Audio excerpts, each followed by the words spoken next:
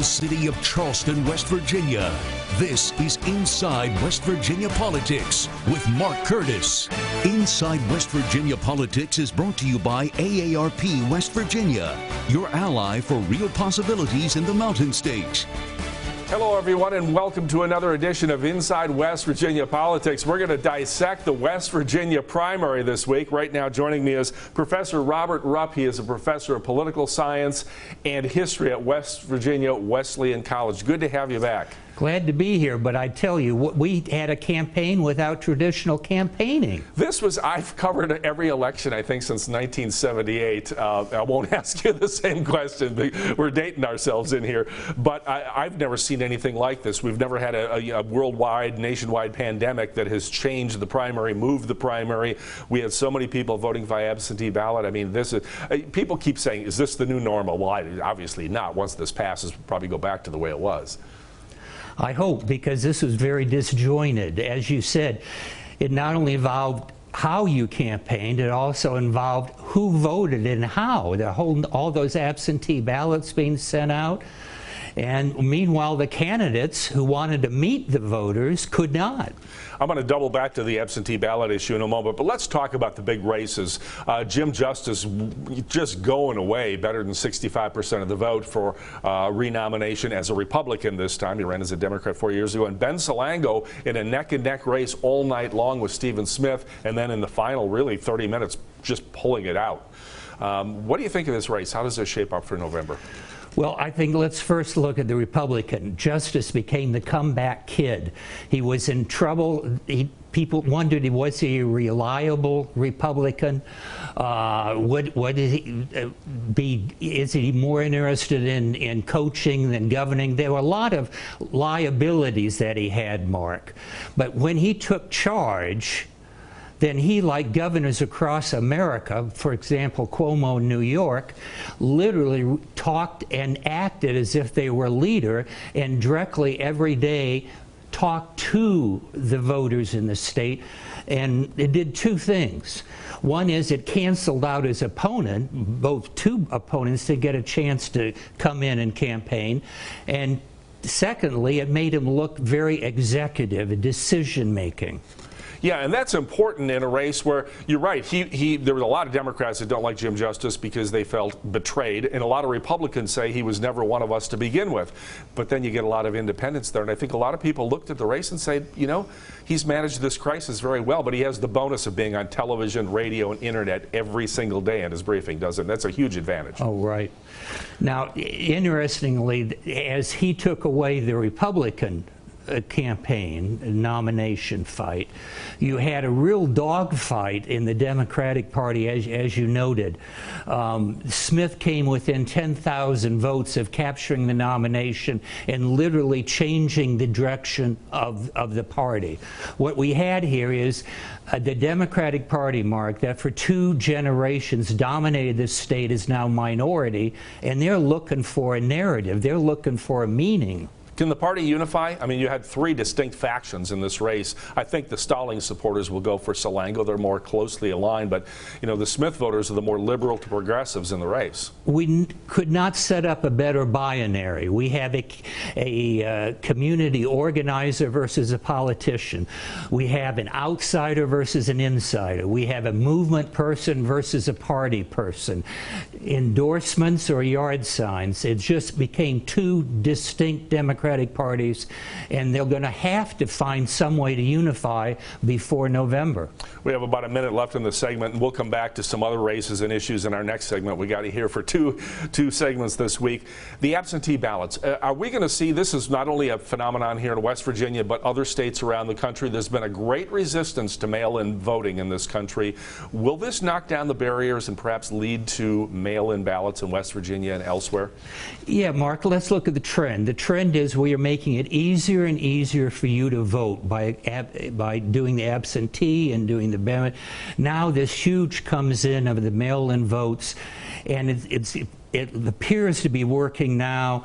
It's going to accelerate what is going to be inevitable, and that is maybe either voting at home online, but voting has to be made easier. All right, this is fascinating. We're dissecting the West Virginia primary here in 2020. We have Professor Robert Rupp from West Virginia Wesleyan with us. We'll be back for another segment and talk about some more of the big races after this break.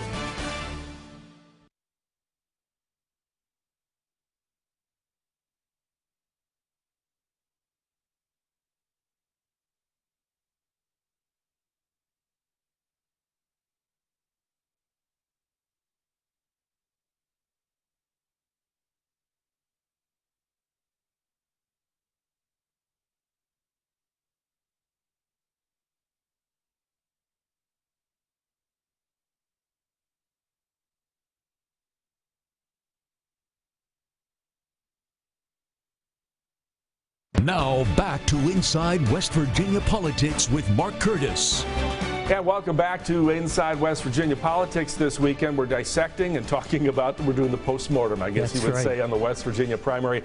The big shocker of the night, the big race of the night.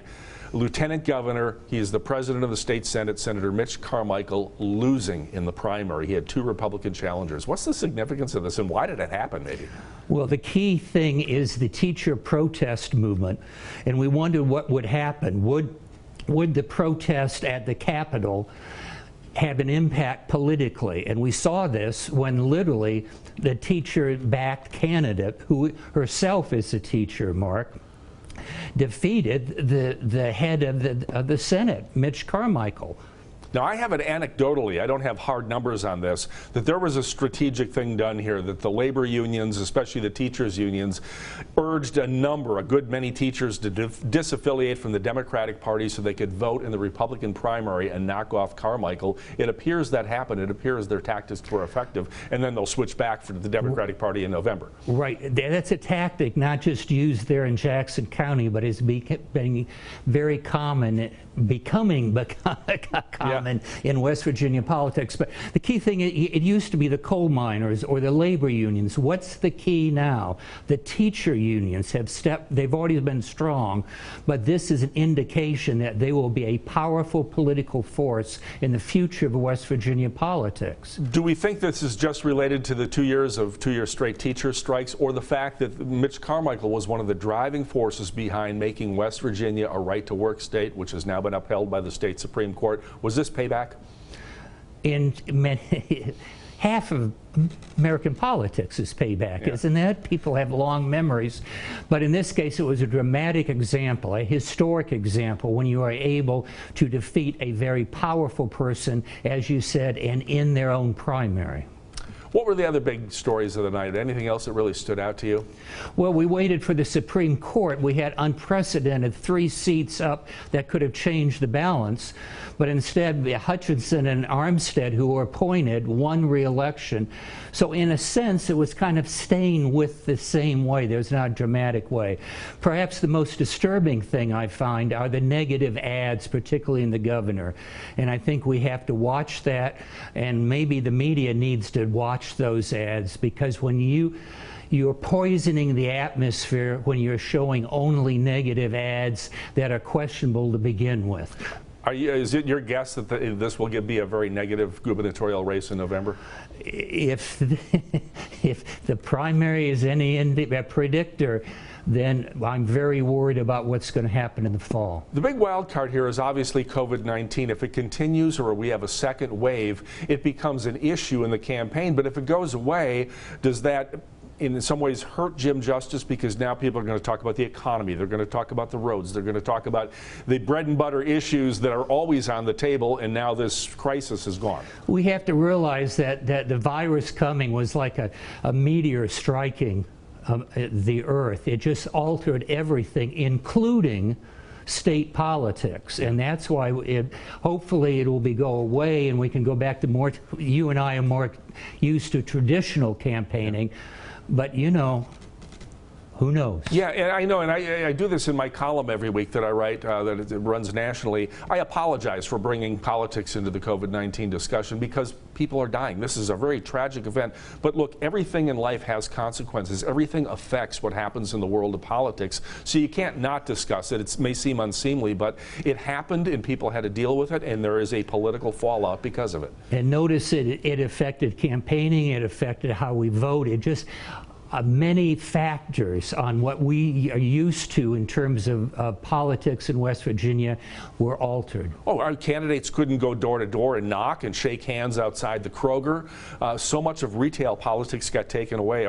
Is Zoom campaigning the new thing? Is that always going to be a thing? That worries me. For 200 years, I could shake the hand. Now I can't. Yeah, is it Zoom and TV ads, and we're never going to be able to face the candidate directly unless it's 8 feet? Yeah, we're 8 feet apart, social distancing here. I want to thank Professor Robert Rupp from West Virginia Wesleyan for joining us. You're going to be back here in August. You've written a book about the 1960 West Virginia primary, a very historic primary that really put John Kennedy on the path to the White House, the big debate with him and Hubert Humphrey here.